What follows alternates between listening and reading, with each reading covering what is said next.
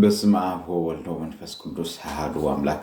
سلام نايل عدو እግዚአብሔር ብዝራ ሁላትኩም ይዘዝኸወርኩም ተዘኸበር ከነ ተኸታተት ናይ መንፈሳዊ ቻናል ሰላም ከመቀኒ ሃትኩም ሰላም ሰናይ ትሉ ተስፋ አምላክ ሰናይ ክሳብ ዛግ ዚያ ተጸንሕ ምስፋስ ስለዛዕደለና ምስጋና ይሁን ካብ ዕዝዝ ምስጋናይን ሰላምታይን በመጽል ክብራ ሰማዕተይ ሕጂ ከም ሰናይ ፍቃድ አምላክ በዛ ሕጽር ዝበለት ቪዲዮ ብዛዕባ አገዳሲ ኣብ ህይወት ክርስትና ዝኾነ ትምህርቲ ወይ ድማ ኣብ እምነትና ንኽንወስኽን እቲ መንፈሳውነት እንዳንኽበልፅን ካብ እንተታትን ካብ ሓሳባትን ካብ ሕቶታትን ተናጊፍና ብሉፅ ዝኾነ ናይ ክርስትያናዊ ህይወትን እምነትን ንኽህልወና ዝገብር ኣገዳሲ ሕቶ ከም ዝረኣኹሞ ክንዘራረብና ማለት እዩ እንታይ ዝብል ንሱ ከም ዝረኣናዮ ብዛዕባ ጎይታና መድሓኒና ኢየሱስ ክርስቶስ ስለምንታይ ስቕለቱ ወይ ድማ ሞቱ ብስቕለት ገይርዎ ወይ ድማኒ ስለምንታይ ብስቕለት ክሓልፍ ክኢሉ ኣማውቱ እሲ ስለምንታይ ጎይታና መድሓኒና ኢየሱስ ክርስቶስ ከም ተራ ናይ ወዲ ሰብ ኣማውታ ዘይገበረ ዝብል እዩ ከምቲ ኩልና ንፈልጦ ጎይታና መድሓኒና ኢየሱስ ክርስቶስ ስሙ ይመስገን ናብዛ ምድሪ ምምፅኡ ንዓና ንደቂ ሰባት ነቲ ተላቢስናዮ ዝነበርና ውዱቕ ባህሪ ሓድሽ ፍጥረት ንኽፈጥርን ሓድሽ ነገር ንኸልብስን ኣርአያ ንኽኾነና እዩ ማለት እዩ እዚ ማለት ከዓ እንታይ ኢና ዘለና ምስቲ ተፈላሊና ኣቢስና ተፈሊና ዝነበርና ጎይታና መስኡ ክዓርቀና ምስ ነብሱ ክዓርቀና ባዕሉ ዓራቂ ባዕሉ መስዋዕትን ተቐበለ መስዋዕትን ባዕሉ ከዓ ናቕራብን ክኸዊኑ ንዓና ምስኡ ከቃርበናን ምስኡ ክዓርቀናን ይመፁ ማለት ስለዚ እቲ ሓደ ዓራቂ ካብ ሰማይ ዝመፀ ናብ ሰማይ ንበና ዝኸደ ስሙ ይመስገን ከምቲ ኣብ ግብረ ሐዋርያት ዘሎ ንሱ ስሙ ይመስገን ጎይታ እዩ ማለት ስለዚ እንታይ ኢና ዘለና ክርስቶስ ከምቲ ኩልና ንፈልጦ ኣብ ወንጌል እውን ተዛሪቡለ እዩ ኣብ ወንጌል ሉቃስ 10 እንታይ ዝብል ንሱሲ ንዝጠፍአ ክደልን ከድሕንን እዩ ዝመፀ ኢሉ ስለዚ ንሕና ጠፊእና ምስለ ኣምላኽ ንኣምላኽ ዝመስል ኢና ተፈጢርና ስለዚ እቲ ምስለ ኣምላኽ ምስ ኣበስና ካባና ሃሲሱ እግዚአብሔር ከዓነ እቲ ምስሉ ተኣልዩስ ካብቲ ክብረት ንሱ ካብቲ ዝተዋሃበና ክብረት ካብቲ ፈለማ ኣብ ሊፁ ዝፈጠረና ፍጥረት ታሕትና ምስተረኸብና ካብኡ ዘንቢልና ምስተረኸብና ካብኡ ናብቲ ምስሉ ኣሕሲስና ዘይ ምስልና ምስ ሓዝና እግዚአብሔር ነዚ ኣይፈተወን ከምኡ ተዝኸውን ነይሩ እግዚአብሔር ከምቲ ቅዱሳት ናቴዎስ ኣብቲ ስግው ቃል ዝብል ዝምህሮ ትምህርቲ እንታይ ዝብል ከምኡ ተዝኸውን ተዝፈቱ ነይሩ እስካብ ፈለማይ እውን ከምኡ ገይሮም ፈጠሮን ኣኽቢሩ ምፍጣር ወይ ድማ ንኣምላኽ ዝፈልጥ ንኣምላኽ ዝመስል ምስልን ፍልጠት ዓቕምን ሂቦ ክፈጥሮ ኣይመድለየን ነይሩ ስለዚ ግን ኣምላኽ ክሳብ ክንዚ ኣብ ፀቢቑን ኣብ ሊፁን ክሳብ ዝፈጠሮ ንወዲ ሰብ ልክዕ ከዓ ነቱ ምስሉ ምስ ህሰሰ ነቲ ኣብ ፀቢቑን ኣኽቢሩን ዝፈጠሮ ወይ ድማ ኣብ ሊፁ ዝፈጠሮ ወዲ ሰብ ከዓ ደጊሙ ናብ ዝነበሮ ክብሉ ንክመልሶ ደጊሙ ናብቲ ዝነበረ ምስሊ ኣምላኽ ምስሉ ማለት ናይ ኣምላኽነት ንክቕበል መላኺ ንክኸውን መላኺ ክህሉ መላኺ ስምዒታቱ መላኺ ድሌታቱ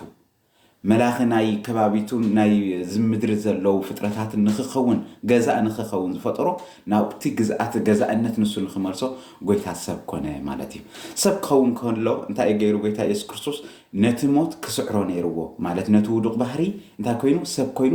ክስዕሮን ክድምስሶን ክልውጦን ነይርዎ ማለት እዩ ስለዚ ፈጣሪና ባና ዝመፀሲ ንሓድሽ ነገር ንክፈጠር እዩ ኣብ ደቂ ሰባት ምስ ኣበስና ማለት ሕጉም ስጣሓስና ሓድሽ ነገር ተፈጢሩ ማለት ውዱቕ ባህሪ ተላቢስና ንዕኡ ከኣለ ከዓነ ይትፈጣሪ ሓድሽ ነገር ንክንፈጥር ከዓነ ናባና መፅዩ ንዓና መሲሉ ማለት እዩ ስለዚ ብልደቱ ብጥምቀቱ ብስቕለቱ ብትንሳኤው ንሱ ጎይታ ከም ዝኾነ ኣመስኪሩን ኣብነትና ኮይኑ በጃና ሓሊፉን መርገምና ስዒሩን ተንስአን ድማ በዚ ድማ ኣድሓነና ማለት እዩ ሕጂ እንታይ ኢና ንብል ዘለና ቀንዲ ነገርና ንምሓስ ሕራይ እዚ ጎይታ ናብዚ ምድሪ ከይመፀ ክገብሮ ይምኽኣለ ዶ ይገብሮ ጎይታ ዘይኽእሎ ነገር የለን እግዚአብሔር ዘይክእሎ ነገር የለን ወላውን ንዓና መሲሉ ከማና ኮይኑ ኣብ ምድሪ እንዳሃለዎ ከሎ ዘይክእሎ ነገር ኣይነበረን ምክንያቱ ልዕሊ ክእለት ደቂ ሰባት ከም ዝኾነ እንታይ ዝገብር ነይሩ ንሞታት የተንስእ ንሕሙማት ክንየት ምፍዋስ ታራ ምፍዋስ ልሙድ ዝውቱርን ዝኾነ ኣፋውስ ተጠቂምካ ምፍዋስ ከምኡ ጥዑይ ዝኾነ ምፍዋስ ይገብር ኣጋንንቲ ይግስጽ ንማዕበላት ይግስጽ ንሞታት የተንስእ ኣደነቕቲ ዝበሃሉ ካብ ዓቕምን ክእለትን ቁፅፅርን ደቂ ሰባት ወፃእ ዝኾኑ ከዓነ ትምህርትን ተኣምራትን ይፍፅም ነይሩ እዚ ከዓነ ከኣለ ኩሉን ገባሪ ኩሉን ምዃነ ስለዚ ንኸድሕነና መፅኡ እወ ኣብ ሰማይ ኮይኑ ከድሕነና ይኽእል ነይሩ እንታይ ደኣ ንሕና ሰብ ኮይኑ እቲ ናይ ሰብ ነገር أبسب حدش نجر نخفتر نخمسين كم ونسب كوينو أتي أبسب وريد زنبرة بدل بجا خوينو نخفوسني كريستوس نابانا مسيو كم مخان سد لزد النبرة بخامي كريس واجانا حتات معناته واجانا سحتت واجانا سرعة أملاخ مقداف واجانا فقد أملاخ متحس انتهي نيرو موتي نيرو سلازي نحنا موتنا سبب نبرنا نجزع رسنا خلينا نحن خلاص نبرنا اتزاي موت قويتها جن اتزاي موته كاب سب زي كوينو قويتها جن سب كوينو خد حنا فتوى مالتي كعلى مالتي ون سلازي كموتن كلش هراي موتين ولا لنا سلازي قويتها تبجيو نخد حنا مسيو رخيبنا أرحنا ولا لنا ومو هراي نافزي مدر ممسيو ونس إذا خنا عمدت أنا حنا أيو سمو خان زي عقد يدون ولا لنا هراي يخونس سمس كنا خا أما أوت أسلم من تاي بخمس عينات ذا سكقن ذا سكفن ذا نورون كفؤن غيرو كسب كن زي كبيد غيرو غيتا سلام تاي كموت ندحر أخوينسي ترى أما أوت هذاك سبا زي موت ترى أما أوت هذاك سبا نتايو ولسه يحمم بزخنا مخنات بستفل عليه مخنات يحمم جماوتو تسكب بلوز نايس سجع نجر متنتات يدخل شعو اتناي سب نجر دي سراور دم دي ولا كل متنتات مستداخمه كم سب كوينو خنبرلو زخل عقمي يسأل نسم سأنا خاني سجع دخيمو ما يعرف مالتي كابتي لبي ناي سنابو ناي كل وشت أو عينة مسرح ناي أمره مسرح كله يعرف نسم سعر فخاني نفسي كاب سجع في اللي مالتي زخا أمويتي بان كريستوس قال كم زين عيدك سبعة ترى أموتا دخيم كمومات حميم كمومات نموتو كابزي صوروا ويدما كمزي كجبرو أفتوان مغنياتو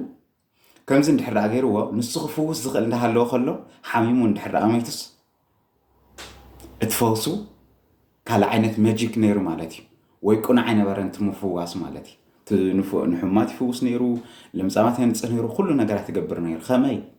نموتات يتنص نيرو سلاز از نغر زي كون عين برن مالتي ምክንያቱ ኣብዚ ሙቹእ ነገራት ይገብሮም ነይሩ ከምዚ ናይ ማጂክ መስርሕ ነይሩ ክኸውን ይኽእል ኖ ጎይታ ግን ከምኡ ክኸውን ኣይፈትወን ንሞት ናብ ባዕሉ እውን ፈትዩ ወይ ድማ ብናቱ ፍቃድ ነፍሱ ክሕልፍ ኣይፈቐደን ጎይታ እንታይ ደኣ ብናይ ኣይሁድ ወይ ድማ ብናይ ደቂ ሰባት እቲ ኣብ ሰብ ዝነበረ ሰብ መሲሉ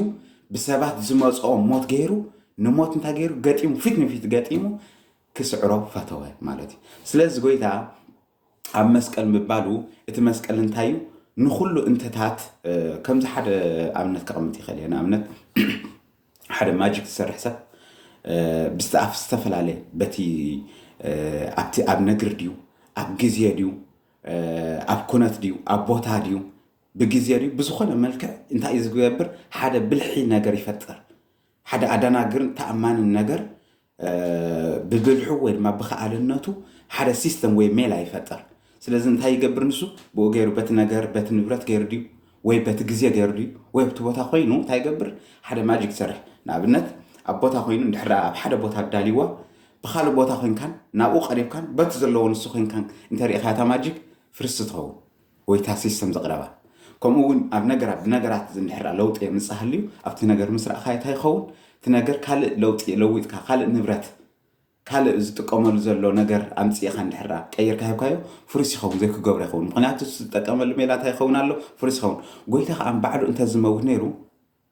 ሓደ ባዕሉ ብዝፈተዎ እዩ ሞይቱ ምተባሃለ ካልኣይ ከዓ ናይ ሞቱ እሙን ኣይምኾነን ተንሲኡ ንኽበሃልሲ ሞቱ እውን እሙን ኣይምኾነን ክርስቶስ ግን ባዕሉ ነፍሱ ከይሕለፈ بجزاء أبتنس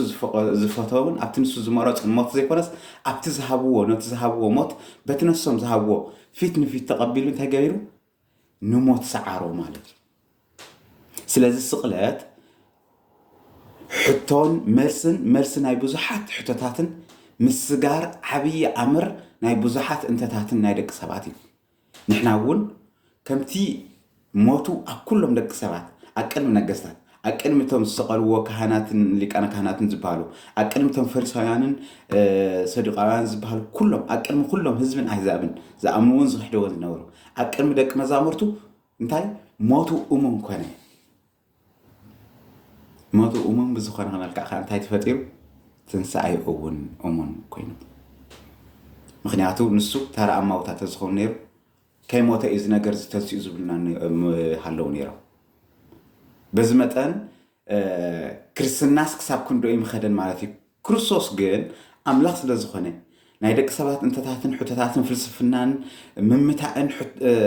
እንተታትን ከም ዝመፅእ ስለ ዝፈልጥ ንኩሉ ሙሉስ ብዝኾነ እንታይ ገይሩ ሞቱ ኣብ ቅድሚ ኩሉ ግሉፅ ገበሮ እቲ ሞቱ ግሉፅ ስለ ዝኾነ ከዓኒ እቲ ሞቱ እሙን ስለ ዝኾነ እቲ ሞቱ ግሉፅን እሙንን ሓቅን ክውንን ስለ ዝኾነ ከዓኒ ብሞቱ ኣቢሉ ከዓኒ ንትንሳኤኡ እንታይ ገይሩ በዚ ምንጪ ጌርና ንሪኦ ዘለና ኣብዚ ናይ ትንሳኤ ካብ ቃሕና እንዳበልከ እንታይ ገይሩ ንትንሳኤኡ እሙንን ክውንን ሓቅን ገይሩ ገለፆን ኣምሃረሎ ንትንሳኤ ከዓ ብከምዚ ከግህዶ ፈተወ ከምቲ ቅዱሳን ኣቦታት ታየን ዝበሉ በድሃሪት ልደት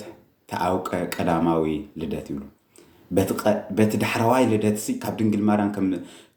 ብዝተወለዶስ ነቲ ቀዳማይ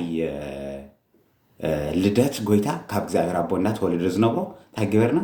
ንዕኡ ፈለጥናዮ ንዕኡ በቲ ዳሕራዋይ ልደት ካብ ድንግል ማርያም ብዘይ ኣቦ ምውላዱስ ካብ ኣቦ ብዘይ ኣደ ምውላዱ ኣምሃረና ገለፀልና ነዚ እንታይ ገበረና ኣምሃረና ይብሉ ልክዕ እዚ ከዓነ ከምቲ ሞቱ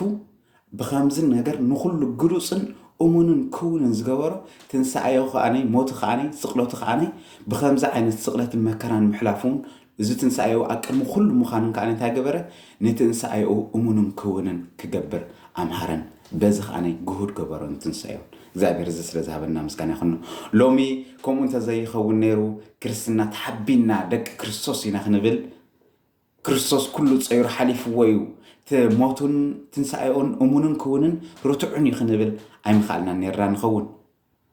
እንተው ሓደ ሰዋላ እንተኸኣልና እውንስ ክሳብ ክንዱ ሕቡናት ኣይምኾናን መሓፈርናሉን ነርና ንኸውን ክርስቶስ ግን ንኩሉ እንተታትና ኩርዓት ኮይና ደቂ ክንከውን እሙናት ኮይና ንክነብር እቲ እሙን ነገር እቲ እሙን ኣምላኽ እንታይ ገበረ ኩሉ ብግሉፅን ክውንን ነገር ገበሮን ንዕኡ ሓደ ነቲ ሓደ በቲ ዳሕራዋይ ልደቱ ነቲ ቀዳማይ ልደቱ ብስቕለቱን ብሞቱን ንምትንሳኤኡን ንምዕራጉን ግሁድ እንዳገበረ ሓደ ነቲ ሓደ እንዳተሓሓዘ እንዳምሃረን እንዳገለፀን ብከምዚ ኣፍቀረናን በጃኾንና ማለት እዩ እቲ ስቕለት እቲ ዝዓበየ ነገር ከዓነ ኣብ መስቀል ምስቃል ኣብ መስቀል ኮይኑ ምማቱን ኣብ መስቀል ምስቃልን ከዓነ ኣብ መስቀል ምስቃል ከምቲ ናይ በዓል ማርዶካይ ናይ ርጉማት ስለ ዝነበረ ንሱ ከምቲ ነቢ ኢሳያስ ዝበሎ መርገምና ንኽስከም እንታይ ኮነ ብቑዕ ኮነ ወይ ድማኒ ንሱ መርገምና ተሰቂሉ ኣብ መዓል ክኽል እቶም ርጉማት ተሰቐለን ተረኸበን ምስኦም ተቆፀረ እውን ንሱ ሽፍትነትና ንኽኣሊ እቲ ሸፊትና በቃ ፈሪሐ ሓፊረ ዝብል ነበረ ሕፍረትናን ሽፍትነትናን ምሕባእናን ፍርሕናን ንኽኣሊ ኣብ ቅድሚቶም ሸፋቱ ዝኾኑ ደቂ ሰባት ብግሁድ ብትብዓት ንሞት ፊት ንፊት ገጠማን ገጢሙ እውን ሰዓራ ስለዚ ክርስቶስ ነቲ ኣብ መስቀል ዝተሰቐለ ርጉም ዝብል ነበረ መርገምና ንኽኣሊ ኣብ መርገም ኣብቲ ናይ መርገም ተባሂሉ ዝቁፀር መስቀል ተሰቂሉ ከዓነ እቲ መርገምና ኣለየን ሕፍረትናን ፍርሕናን ከዓነ በዚ ኣወገደ ማለት እዩ ስለዚ ክርስቶስ ጎይታና ንሞት ፊት ንፊት ክሳብ ክንዚ ምስዓሩ ኣብ ሞት ምስቃሉ ኣብ መስቀል ተሰቂሉ ሙማቱ ንትንሳኤኡ ዓብይ ትምህርትን ዓብይ ግደን እሞ ክርስቶስ ነቲ ስቕለቱ ኣኽቢርናን ኣብዒልናን ንዕኡ ኣስተንቲናን ዘኪርናን ኣብ ትንሳኤኡን ተስፋ ጌርና ህይወት ከም ዘለና ኣምሂርናን ንዕኡ ክንነብር እውን ኣኽኢልናን ነዚ ፀዊዕናን ነዚ ከዓነ መፂኡ ክሳብ ዓውደ ሞት ኣፍቂርናን እሞ ልዑል ጎይታ ስለ ዝፅጋዝን ስለ ዝህቦ በዚ ምስጋና ይኹን ሎሚ ዘወትር ስብሓት ይብፅሓዮ ባዓልና በዓል ህይወት ባዓልና በዓል ተስፋ በዓል ትንሳኤ በዓል ዘለኣለማዊ ቅድስናን በዓል ድሕነትን ይግበረልና ደጊማ ብሩኽ እንቋዕ ናብዚ በዓል ኣብፅሕናን ናይ በረኸት በዓል ይግበረናን ይብል እዚ ዝሃበና ልዑል እግዚኣብሔር ምስጋና ይኹን ስብሓት እውን ዳስን እውን ይብፅሐሎም ኩሉ ሰዓት ዘለኣለማ ኣለ ኣሜን